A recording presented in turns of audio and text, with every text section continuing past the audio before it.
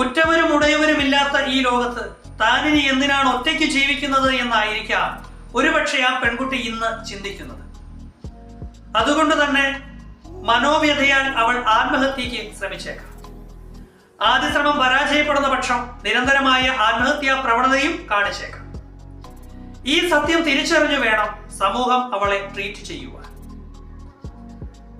സ്വന്തം മകളായോ കൂടപ്പിറപ്പായോ അവളെ സ്നേഹിക്കുവാൻ കഴിയുന്ന ഒന്നോ രണ്ടോ അതിലധികമോ വ്യക്തികൾ അടങ്ങുന്ന ഒരു ഷെൽട്ടർ സൃഷ്ടിച്ച് അവിടേക്ക് വേണം അവളെ ആശുപത്രിയിൽ നിന്നും കൊണ്ടുപോകുവാൻ.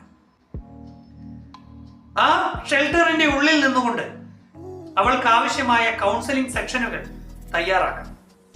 മനഃശാസ്ത്ര വിദഗ്ധരുടെയും കൗൺസിലിംഗ് വിദഗ്ധരുടെയും നേതൃത്വത്തിൽ വേണം ഇത്തരം സെക്ഷനുകൾ നടത്തുവാൻ. താൻ ഒറ്റയ്ക്കല്ല എന്നും ഒരു സമൂഹം ഒന്നടങ്കം തനിക്കൊപ്പം ഉണ്ട് എന്നും അവൾക്ക്